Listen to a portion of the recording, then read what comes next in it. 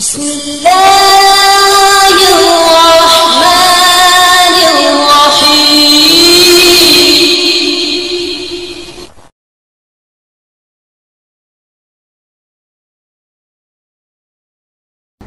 30-35 سال سے یا 40 سال سے یہ عاجز ایک بات لاکھوں بار کہہ چکا ہے کہ یہ عام زمانہ نہیں ہے دوستو، یہ بالکل عام زمانہ نہیں ہے۔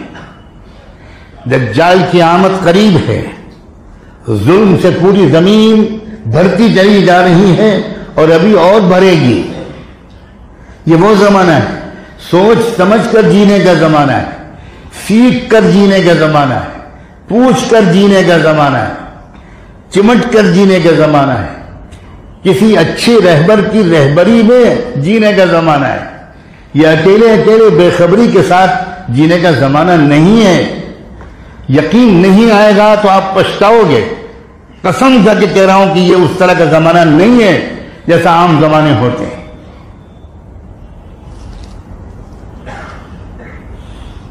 بہت بڑی تبدیلی پوری دنیا کے سسٹم میں آنے والی ہے، بہت بڑی تبدیلی، زبردست تبدیلی نظم عالم میں آنے والی ہے،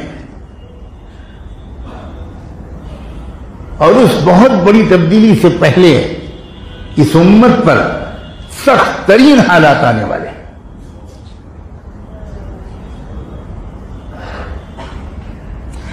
کوئی تدبیر ان سخت حالات سے بچانے والی نہیں ہے، بالکل نہیں ہے۔ اس لیے کہ وہ تو طے اللہ کے ہاں سے سب بیان کر چکے اللہ کے رسول۔ جن ملکوں کے میں نے نام لیے ہیں ان ملکوں کے نام احادیث میں موجود ہیں، اس ملک میں یہ ہوگا، اس ملک میں یہ ہوگا، اس ملک میں یہ ہوگا۔ ملک تو ملک، علماء سے پوچھئے کہ صحیح بخاری اور صحیح مسلم کی روایت ہے کہ رحمت دو عالم صلی اللہ علیہ وآلہ وسلم حضرت حذیفہ رضی اللہ عنہ روایت کرتے ہیں کہ فجر کی نماز پڑھائی آپ نے اور اس کے بعد آپ منبر پر بیٹھ گئے اور آپ نے بیان فرمانا شروع کیا، اور اس بیان کا صرف ایک موضوع تھا، قیامت تک کیسے کیسے حالات آئیں گے، کیا کیا فتنے ابھریں گے۔ آپ نے ان کا بیان کیا، فجر بعد سے لے کر ظہر تک نان اسٹاپ اللہ کے رسول کا بیان جاری رہا، اور ایک ہی موضوع تھا اس میں، یہاں تک کہ حضرت حذیفہ کہتے ہیں کہ اس میں آپ نے تو نام گنا دیے کہ فلاں فتنے کا لیڈر فلاں ہوگا، فلاں فتنے کا لیڈر کا نام یہ ہوگا، فلاں فتنے کے لیڈر کا نام یہ ہوگا۔ پھر ظہر کی نماز پڑھائی آپ نے، ظہر کی نماز پڑھانے کے بعد پھر آپ منبر پر بیٹھ گئے اور پھر آپ نے بیان شروع فرمایا، پھر عصر تک بیان کیا، پھر قیامت تک آنے والے فتنوں کا بیان فرمایا، پھر عصر کی نماز پڑھائی آپ نے، پھر نماز پڑھا کر پھر آپ منبر پر بیٹھ گئے اور پھر آپ نے قیامت تک آنے والے اگلے فتنوں کا بیان فرمایا، پھر مغرب کی نماز کے بعد پھر بیٹھ گئے اور پھر آپ نے بیان جاری فرمایا۔ پوری زندگی کا سب سے طویل بیان قیامت تک آنے والے حالات کے بارے میں رحمت دو عالم بیان کر کے گئے۔ سیدنا حذیفہ فرماتے ہیں حفظہ من حفظہ ونسیہ من نسیہ، کہتے ہیں ہم میں سے کچھ لوگوں کو کچھ یاد رہا، کچھ بھول گئے۔ پھر یہ بھی فرماتے ہیں کہ ہم میں سے جس کو اس بیان کا جتنا زیادہ حصہ بعد میں یاد رہا اسی کو ہم لوگ اپنے میں اب سب سے بڑا عالم سمجھتے رہے۔ لیکن کیا کبھی کچھ سوال پیدا ہوا آپ میں سے کسی کے ذہن میں؟ کسی عالم کے پاس آپ اس لیے گئے کہ ہم نے سنا ہے کہ اللہ کے رسول نے تو آنے والے زمانوں کے بارے میں بہت سی باتیں بتائی، تو بتائیے ہمارے اس زمانے کے بارے میں آپ نے کیا بتایا، تاکہ ہم بھی ذرا سیکھ کر جئیں، ہم بھی اللہ کے رسول کے ارشادات کی روشنی میں جئیں۔ کوئی آپ نے یہ تو نہیں بتایا ہوگا کہ اس زمانے میں آلو پیدا ہوں گے اور بیگن پیدا ہوں گے۔ آپ نے تو دراصل حالات بتائے ہوں گے، ایمان کے بڑھانے کے اسباب بتائے ہوں گے، ایمان پر ہونے والے حملے بتائے ہوں گے، فتنے اور خطرات اور چیلنجز بتائے ہوں گے، مسائل بتائے ہوں گے، مسائل کا حل بتایا ہوگا۔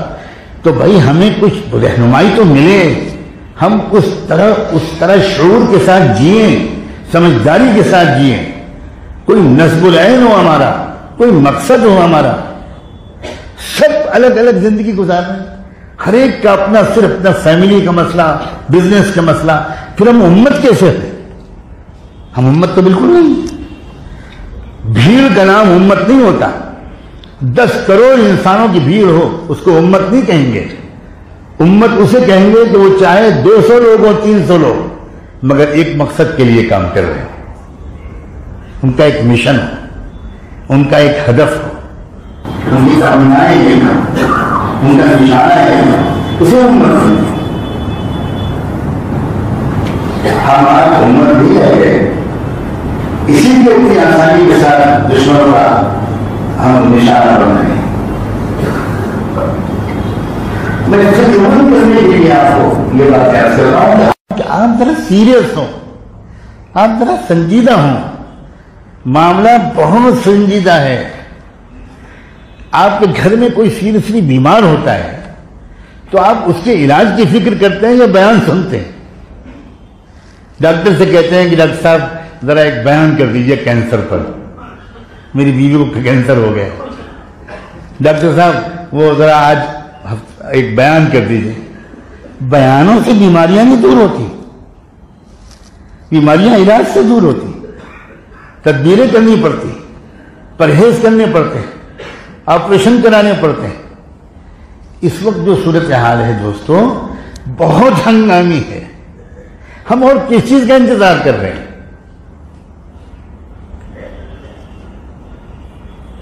لیکن کیا یہ صورت ہمیشہ رہے گی؟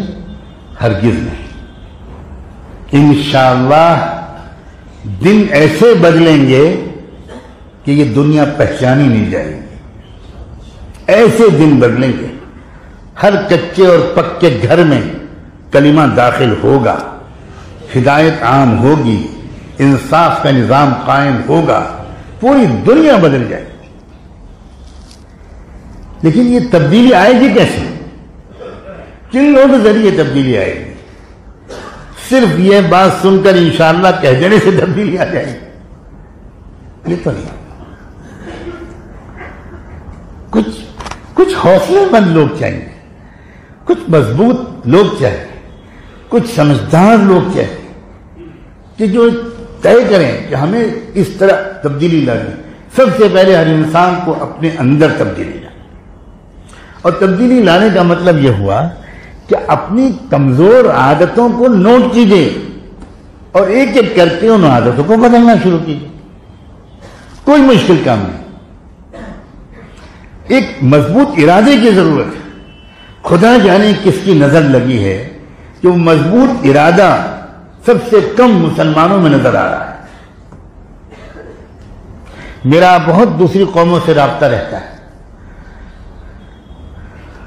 مسلمانوں کے علاوہ دوسری بہت سی قوموں سے میرا بہت مسلسل اور گہرا رابطہ رہتا ہے. بہت شرمندگی اور زخمی دل کے ساتھ کہہ رہا ہوں کہ اپنی قوم کے اندر تبدیلی لانے کا جو عزم میں کئی غیر مسلم قوموں میں دیکھ رہا ہوں، مسلمانوں میں نہیں دیکھ رہا. آپ کو بالکل، آپ دنیا بھر کی بد دعا کرتے رہیے آر ایس ایس کے خلاف، لیکن آپ کو بالکل پتہ نہیں ہے کہ آر ایس ایس نے کیا کیا ہے، اپنے لوگوں کو کتنی سادہ زندگی سکھائی ہے. آر ایس ایس کے سر سنچالک کے گھر کا کھانا آپ کا نوکر نہیں کھا سکتا. اتنا سادہ کھانا کھاتے ہیں وہ لوگ، اتنی سادہ کپڑے پہنتے ہیں وہ لوگ، اتنا کم خرچ کرتے ہیں وہ اپنی بیٹیوں کی شادیوں پر. میں 3 ایسی غیر مسلموں کی تنظیموں کو جانتا ہوں جن میں سے کسی کے ممبروں کی تعداد 10 کروڑ ہے، کسی کی 20 کروڑ ہے، کسی کی 30 کروڑ ہے، جہاں شرط یہ ہے کہ اپنی بیٹی کی شادی کے موقع پر 25,000 سے زیادہ ایک پیسہ خرچ نہیں کرنے کی اجازت ہے. 25,000 روپے. بد دعا کرتے رہے ہم ان کے لیے، بد دعا قبول ہوگی ہماری. قوموں کی مضبوطی کا اسباب ہوتے ہیں. اللہ نے اگر مال دیا ہے تو کہاں خرچ ہونا چاہیے؟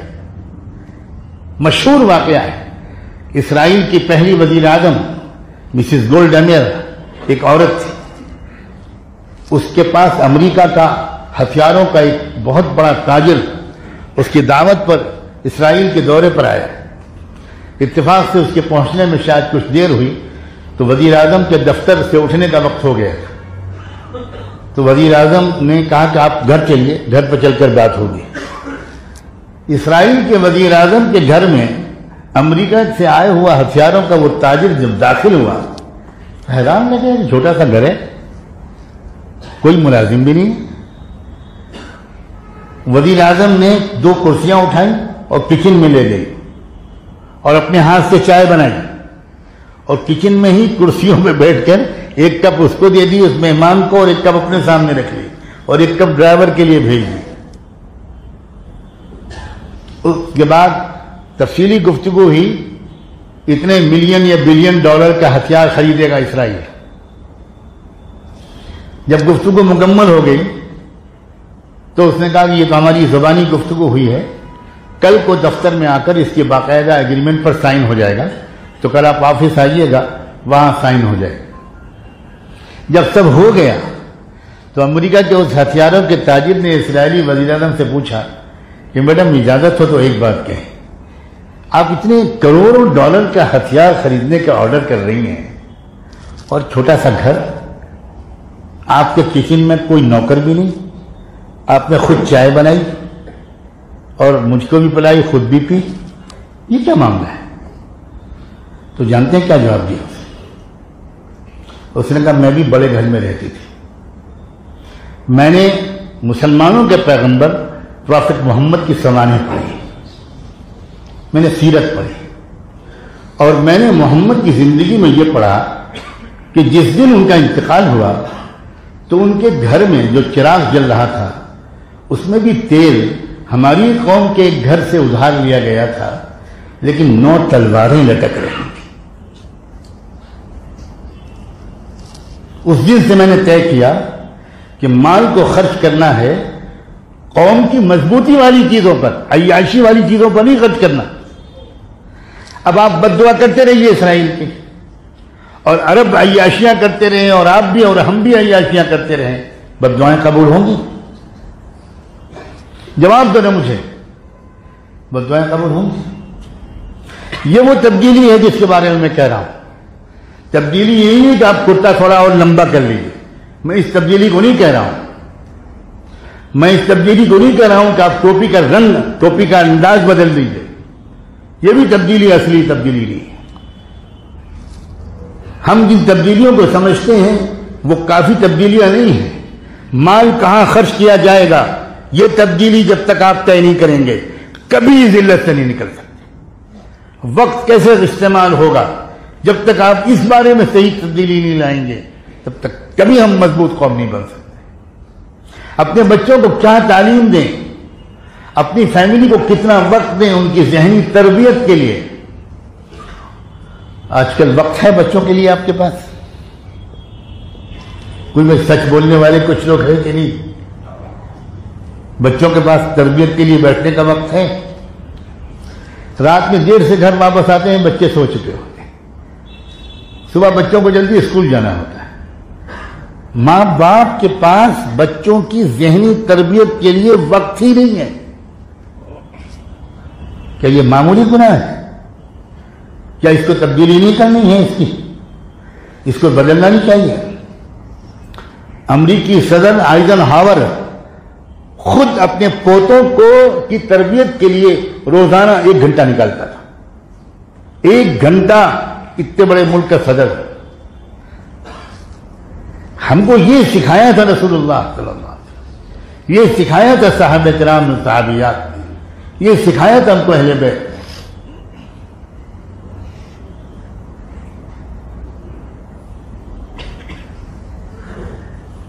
اللہ تعالیٰ اس لہجے کی نکلی ہوئی باتوں سے آپ میں استعداد ہے, آپ میں صلاحیت ہے, آپ میں سے بہت سو میں جذبات ہیں, تمنائیں ہیں, آرزویں ہیں, اور نہ جانے کتنے لوگ کتنے اچھے اچھے کام بھی کر رہے ہیں. اللہ کے واسطے ایک قومی فیصلہ کیجیے. ہمارے بزرگوں نے ملک کی تقسیم کے موقع پر اس ملک میں رہنے کا خود فیصلہ کیا تھا, بہت سوچ سمجھ کر فیصلہ کیا تھا, بہت سوچ سمجھ کر فیصلہ کیا. وہ کہیں بھی جا سکتے تھے, ان کو بہت بلایا بھی جا رہا تھا, لیکن نہیں, انہوں نے طے کیا کہ نہیں, ہم اس ملک کو چھوڑ کر نہیں جائیں گے,